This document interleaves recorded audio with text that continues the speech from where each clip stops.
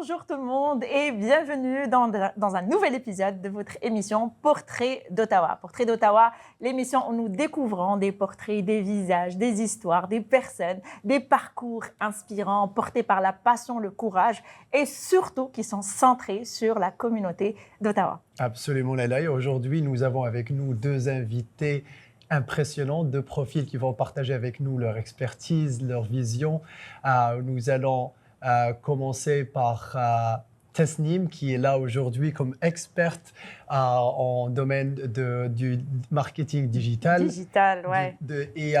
Et aussi, nous avons avec nous aujourd'hui Aifad, qui va nous parler un peu de sa société Aifad Logistics. Nous allons commencer déjà par Tasnim. Merci beaucoup d'avoir accepté notre invitation aujourd'hui. Merci à vous.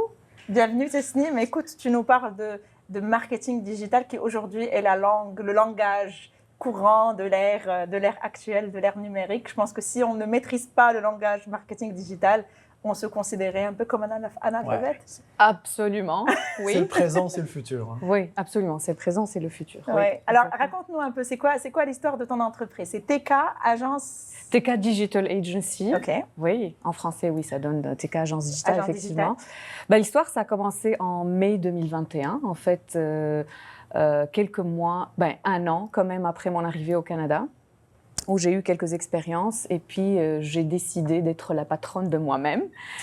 Et j'ai dit, j'ai tout ce qu'il faut, l'expertise, l'expérience. J'ai quand même assez eu le temps de maîtriser un peu le marché local, le marché d'Ottawa en tout cas. Et donc, quelques mois après, c'était en août, j'ai fondé TK Digital Agency. J'étais seule au début et puis j'ai constitué une petite équipe petit à petit. Donc là, on tourne en août. Et c'est la 4e année, c'est le 4e anniversaire de TK Digital Agency. Ouais, ça, c'est du chemin, ça, oui, quand même. c'est ça. On souhaite un joyeux anniversaire. Merci, ça tombe bien, en fait. Oui, merci. Oui, donc c'est ça l'histoire. Ça a commencé comme ça. Puis au fil des années, là, je regarde ces 4 ans. C'est beaucoup, c'est peu, on ne sait pas, mais il y a du chemin qui a été fait, effectivement. Et te spécialiser en marketing digital, est-ce que ça émane d'un besoin particulier ou est-ce que c'est ta passion ou d'où est-ce que c'est né? C'était une passion, à vrai dire. Donc, j'ai fait mes études, j'ai ma licence en langue et affaires étrangères. Et puis, pour le master, j'ai fait communication et marketing, spécialité digitale. C'était en 2011 et donc ça fait quand même des années. Et c'était le début de l'ère du digital. Donc, je l'ai commencé, je l'ai suivi. J'ai eu pas mal d'expériences entre les agences, les régies, les médias et chez l'annonceur. Et donc, j'ai su que c'est ça ce que je veux faire, c'est ça ma passion. Tout ce que je fais aujourd'hui, je le fais avec beaucoup d'amour. Donc, ouais, c'est ce qui Super. fait que... Et si je te pose la question, Tasnim, parce que quand même là, vous allez fêter, vous fêtez les 4 ans de votre bébé, je vais l'appeler, votre entreprise. Oui. Et si je vous pose la question, comment a été votre expérience ici? Parce que quand même, il faut beaucoup de courage pour venir à un nouveau marché et lancer un tel projet, surtout avec un domaine qui est en progrès chaque jour, avec l'arrivée de l'intelligence artificielle et tout. Est-ce que vous pouvez nous résumer un peu ça? Oui, alors l'expérience, pour vous répondre, d'abord, c'était un peu difficile, effectivement, parce que c'était déjà une année après mon arrivée, donc je ne maîtrisais pas à 100% le marché. Le marché canadien est complètement différent du nôtre. Nous, c'est l'école française, comme vous le savez. Et c'était un gros défi au début, mais je me suis dit, je vais me lancer, qui tente rien à rien. Puis si ça va réussir, je réussis. Si ça réussit pas, ça n'existe pas. Ça doit réussir, je dois réussir dans ça. Donc je me suis mise cet objectif entre moi et moi-même. J'ai dit plusieurs l'ont fait, pourquoi pas moi. Puis c'est vrai par rapport au point du marché concentré, il y a beaucoup d'agences de communication digitale, Ottawa, Gatineau, donc dans la région, ce qui nous complique un peu plus la vie pour les nouveaux arrivants de nous installer. Mais après, il faut aussi se différencier. C'est ça, c'est l'une des parties quand on étudie en marketing. Donc moi, je me suis positionnée un peu différemment dès le début. Donc je me suis dit, je suis migrante. Puis en fait, toute ma vie, mon travail, ma vie professionnelle tourne autour de l'humanité, l'aspect humain. Et donc j'ai dit, je vais faire en sorte que cet aspect constitue un point de différence entre moi, mon agence et les autres. D'ailleurs, je peux dire aujourd'hui que 70% de nos clients et partenaires, c'est des OBNL. Donc, c'est des organismes à but non lucratif. parce que I feel them. En fait, je suis immigrante, je suis entrepreneur, donc je me suis lancée dans tout ça. Modestement, je connais les défis par lesquels toute personne passe. Et donc, je dis, en aidant ou en soutenant ces OBNL, qui aident les immigrants, les nouveaux entrepreneurs, même les animaux aussi, en les aidant, je peux aider ces personnes-là indirectement. Et donc, il y a un autre point, c'est qu'on les soutient aussi financièrement. Donc, c'est mentionné même sur notre site web que on accorde systématiquement une remise de 25% à toutes les OBNL qui prennent des services de chez nous.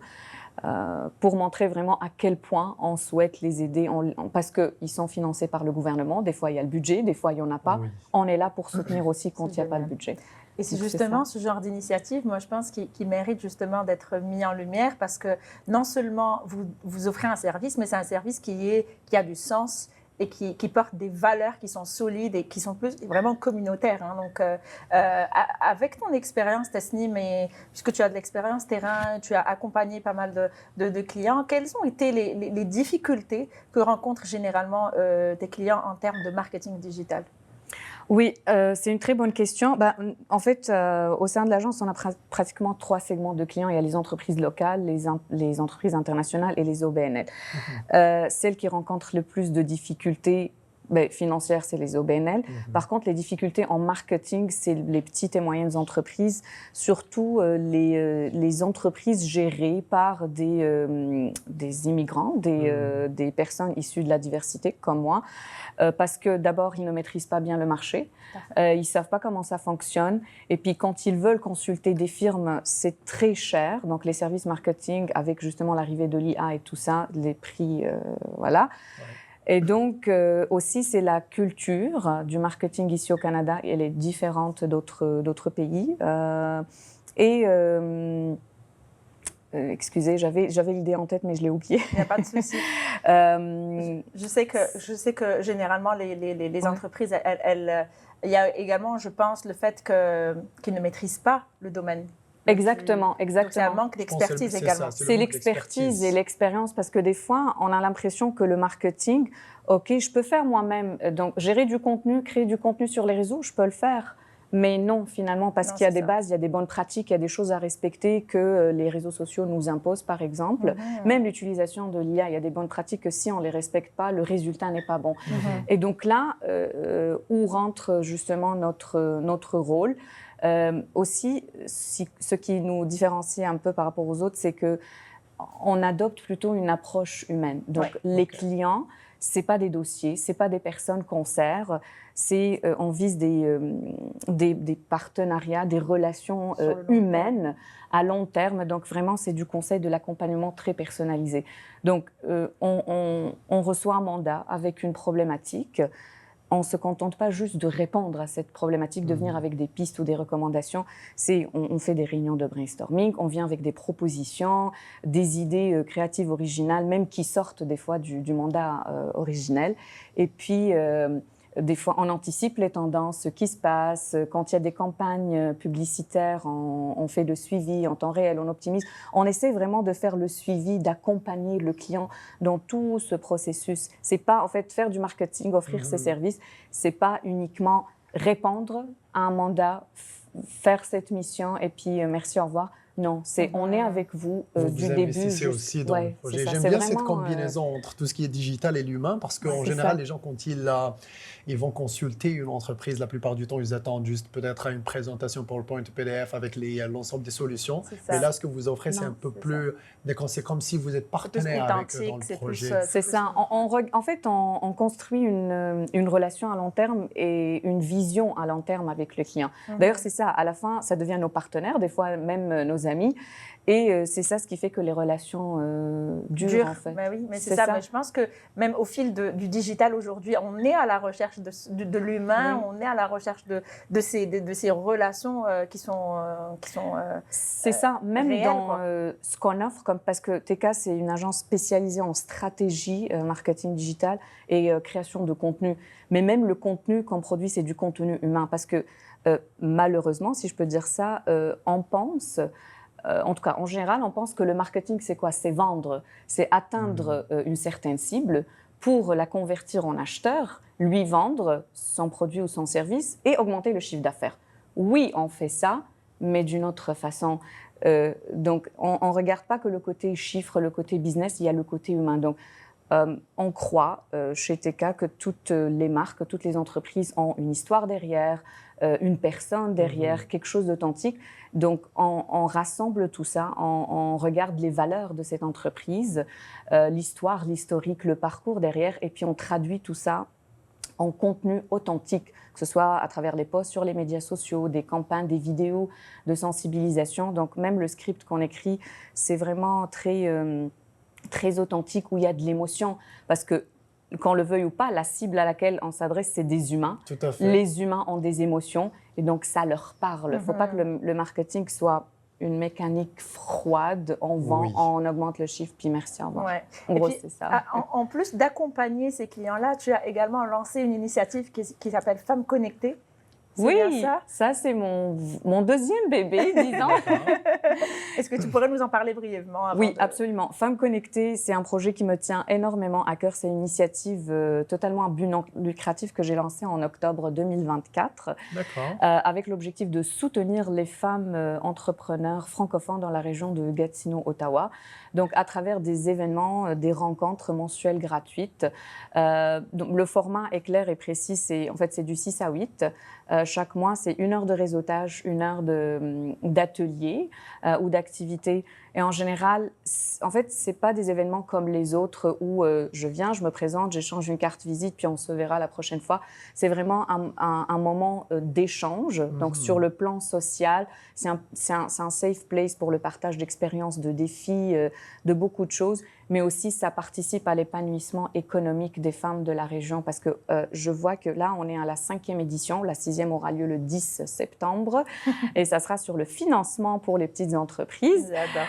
Ouais, et du coup, au fil du temps, après la 5e édition, je remarque qu'il y a des femmes, les membres de Femmes Connectées se font du business entre elles. C'est génial. Donc, on a des photographes, des coachs de yoga, des esthéticiennes du marketing, des pâtissières. Et donc, elles commandent d'entre elles. C'est ça l'objectif à long terme, c'est qu'au lieu d'aller chercher un service ou un produit sur Google, on a les membres de Femmes Connectées, on peut s'entraider. C'est ça aussi, créer la dynamique communautaire. Absolument. Et alors, en quelques mots, est-ce que tu peux nous dire c'est quoi les nouveautés de ton côté, Tasnim? Oui, alors les nouveautés, j'en ai deux.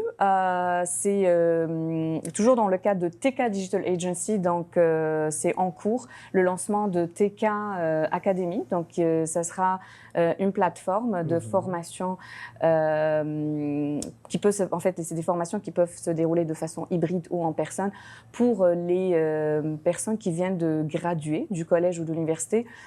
Parce que ce qui se passe, c'est que oui, ils assistent à des cours, mais le côté pratique n'y est pas.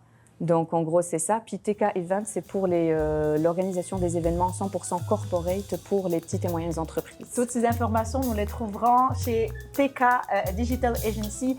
C'était un plaisir de t'avoir, Tasnim. On se retrouve juste après la pause pour notre prochain invité.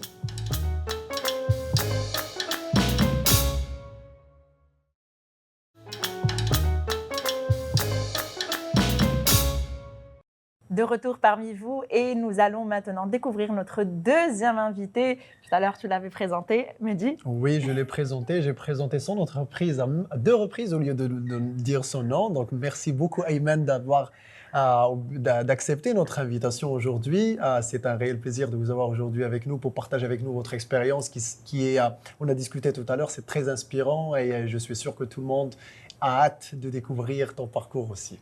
Merci pour l'invitation, merci à vous aussi pour l'intérêt et pour tout ce que vous faites pour les jeunes entrepreneurs. Ça nous fait vraiment plaisir. Alors Ayman, raconte-nous un peu ton histoire. Donc, ça fait combien de temps que tu es ici au Canada et surtout, comment est-ce que tu t'es lancé dans l'entrepreneuriat? Ça fait quasiment 2 ans que je suis ici au Canada, donc je suis d'origine marocaine. Et puis au Maroc, j'avais un parcours un peu hybride, donc entre le secteur privé et public, donc chez nous. Et puis, en arrivant ici au Canada, j'étais responsable marketing et communication dans une grande marque de machines agricoles. J'y ai travaillé pendant 9 mois, donc j'ai juste testé un peu mes skills, on va dire, en marketing. Donc j'ai vu que je pourrais vendre des tracteurs, donc autant le faire pour moi-même. Et puis voilà, je suis venu à Ottawa juste un week-end, question de voir un ami, et puis on est vite fait tomber amoureux de cette ville. Et on a décidé d'entamer une aventure entrepreneuriale. Donc Dieu merci, il persiste et il survit jusqu'à aujourd'hui. C'est intriguant mais intéressant en même temps ce que tu dis, Ayman, parce que tu dis que tu viens d'un monde de salariat, donc du monde privé et public, et puis là, boum, tu viens ici dans un nouveau pays, tout est nouveau pour toi, et en plus de cela, tu te lances dans une nouvelle aventure qui est l'entrepreneuriat, et qui est, Dieu seul le sait, remplie de mystères, mais aussi de belles surprises, j'imagine. Exactement. Moi, en fait, ma dernière expérience au Maroc était dans une administration qui traitait les dossiers d'investissement. Donc, sur l'année, je traitais plus ou moins 200, 300 business plans. Ah ouais. Ça veut dire j'ai vu plusieurs modèles ou bien business models. Et puis, j'ai vu surtout le climat d'affaires marocain. Donc, quand je suis venu ici et quand j'étais, on va dire, responsable dans une société, j'ai vu qu'il y a plusieurs facilités, qu'il y a plusieurs atouts ici que moi, en tant que quelqu'un qui vient du Maroc, je pourrais investir et puis je pourrais, par exemple, assurer un bon démarrage. Bien évidemment, il n'y a pas de certitude, mais il y a une citation que j'aime bien qui dit qu'ils ne savaient pas que c'était impossible, c'est pour ça qu'ils l'ont fait. Donc moi, je suis venu avec une motivation de nouvel arrivant, de l'immigrant, on va dire, si je me permettrais l'expression. Et puis avec ce qu'on appelle la chance des débutants. Donc on a pu gagner 2 concours de pitch durant la première année. On a fait des passages médias, donc j'ai pu quand même occuper certains postes dans des organismes d'accompagnement. On ne peut pas ne pas réussir quand on a toute cette confiance de l'écosystème et surtout des clients qui nous ont fait confiance. Donc, absolument. Voilà. Ouais. Et ça demande aussi beaucoup de courage. Comme tu as dit tout à l'heure, rien n'est sûr, mais ça demande beaucoup de courage, beaucoup de travail. Quand ça réussit, on oublie tout à fait cette souffrance, je dirais, ou bien ces sacrifices. Et si je me permets de poser la question, est-ce que tu peux nous donner encore un peu plus d'idées sur ce que tu fais maintenant? Alors, c'est quoi IFAT Logistics? Et pourquoi le nom aussi? D'accord. Donc, le nom, c'est un mix entre mon prénom et celui de ma conjointe, qui est ici présente, Fedwa. On la voit, elle est derrière la caméra. Je remercie d'ailleurs pour tout son soutien, parce que justement, c'est très important l'entourage, que ce soit amis ou bien donc famille, parce qu'au début, il ne faut pas être entouré de gens qui disent que ce n'est pas possible.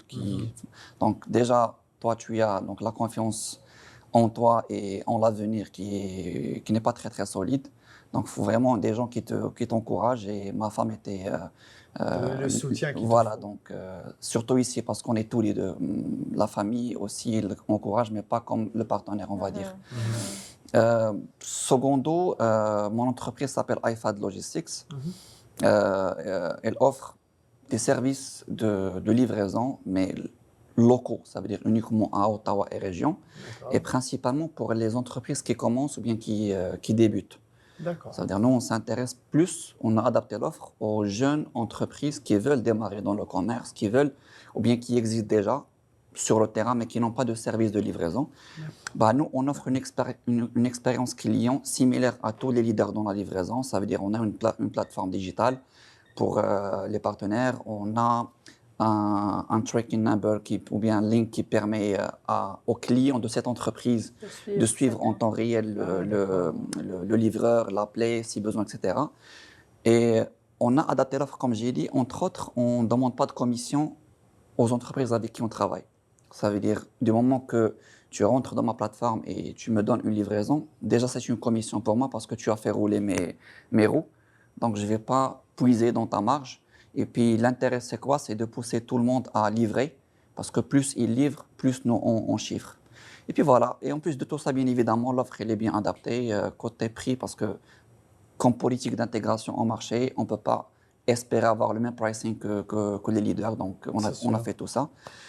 Et voilà, donc grosso modo, c'est ça. C'est principalement des services de livraison locaux. On travaille principalement avec les entreprises basées à Ottawa, Gatineau et région. Aujourd'hui, on a une vingtaine. On n'a pas encore fêté notre premier anniversaire, donc on va le fêter en mois d'octobre. Et on a déjà une vingtaine d'entreprises qui travaillent avec nous. Impressionnant. Et puis voilà, on a des gens comme vous qui croient en nous et puis qui nous aident Mais pour oui, plus mais de visibilité. on n'a pas le choix que de croire en vous parce que, tout ce que tu nous racontes, Ayman, c'est inspirant et c'est riche. Voilà, enfin, je pense, tout à l'heure, tu avais dit que c'était la chance du débutant. Moi, je ne pense pas que c'est la chance du débutant. Je pense plutôt que ça vient avec beaucoup de. C'est la passion, stamina. c'est le travail. Mais oui, beaucoup de courage, beaucoup de travail, beaucoup de travail dur, hein, parce que je pense que tu ne le dis pas, mais il y a eu beaucoup de nuits blanches, il y a eu C'est beaucoup sûr. parce que déjà à la base, décider de lancer un projet de livraison, pourquoi la livraison? Est-ce que c'est un domaine avec lequel toi tu as une affiliation particulière ou c'est venu juste comme ça? Non, moi, j'ai jamais été dans la logistique. Quoique, on a eu une belle étude de marché qui était la crise du Covid. Et puis, plusieurs secteurs se sont vus en fait en déclin, en chute libre. Il y avait 4 principaux secteurs qui n'ont pas chômé. Donc, il y avait le secteur bancaire, celui du digital d'ailleurs, c'était la première partie de l'épisode, l'agroalimentaire, il y avait le transport de marchandises, qui est notre, justement, tasse de café, si je me permets l'expression.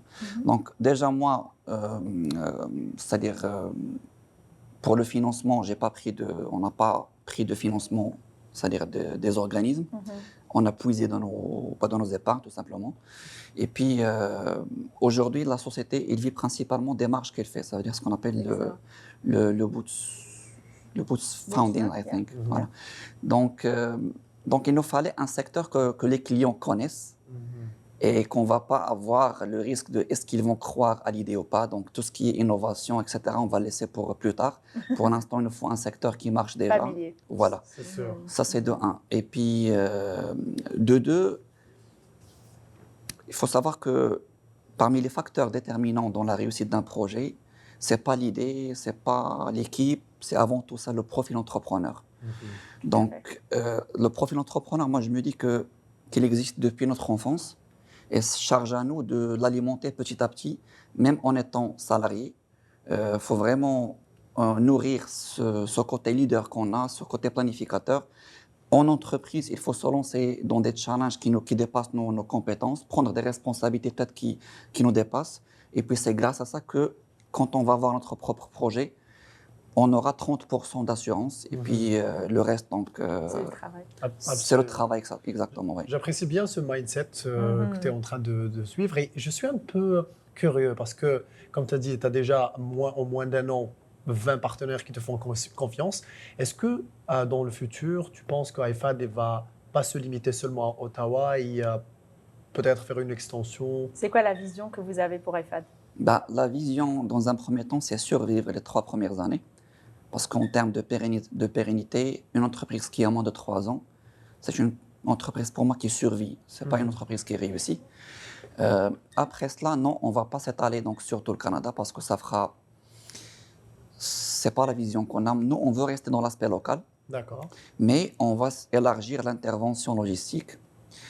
Pas comme nos concurrents directs aujourd'hui qui vont à l'arrière de la chaîne de valeur. Ça veut dire qu'ils partent, vous cherchez la commande pour prendre la commission. En amont et en aval. Voilà. Nous, on va vous laisser chercher la commande quand vous voulez. Nous, on va par contre procurer du stockage, ce qu'on appelle l'entreposage. Ouais. Parce que dans une des niches dans lesquelles nous exerçons, il y a plusieurs gens, par exemple, qui sont à Montréal, mais qui ont une certaine clientèle ici à Ottawa. Tout à fait. Oui. Donc, le temps de livraison, on perd déjà 2 ou 3 heures par rapport aux clients et le temps est très précieux dans la logistique.